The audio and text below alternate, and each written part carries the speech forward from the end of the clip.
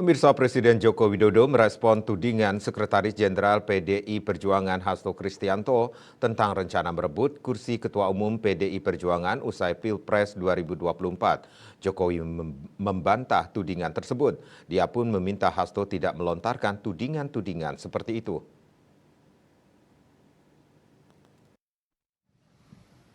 Presiden Joko Widodo angkat bicara terkait tudingan Sekjen PDIP Hasto Kristianto yang menyebut Jokowi ingin merebut kursi Ketua Umum Partai Berlambang Kepala Banteng tersebut.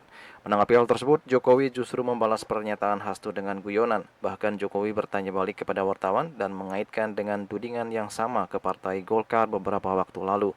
Namun begitu, Jokowi meminta agar Hasto tak melontarkan narasi-narasi yang tidak benar. Ketua bukan Golkar.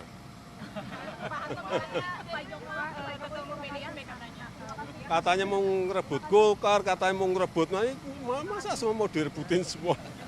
Jangan seperti itu, jangan seperti itu. Sementara itu, Wakil Ketua DPR RI yang juga politisi Partai Gerindra Sukmi Dasko Ahmad mengaku heran dengan pernyataan Hasto.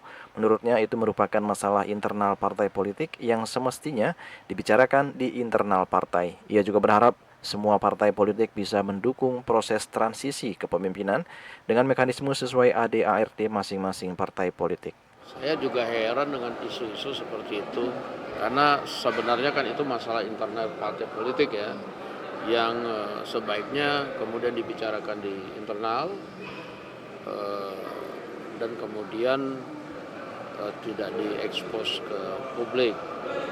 Ya, tetapi apapun itu kita berharap semua partai politik yang ada di Indonesia ini baik-baik saja dalam melakukan transisi kepemimpinan dengan mekanisme yang sudah diatur tentunya dalam anggaran dasar dan anggaran rumah tangga masing-masing partai politik. Isu Jokowi ingin mendongkel kursi Ketua Umum PDIP dari Megawati Soekarno Putri sebelumnya dihembuskan Sekretaris Jenderal PDIP Hasto Kristianto. Hasto mengatakan Jokowi ingin mempertahankan kekuatan politik dengan menguasai parpol, yakni Golkar dan PDIP. Juli Suharto dan Ketut Sumadiaso melaporkan.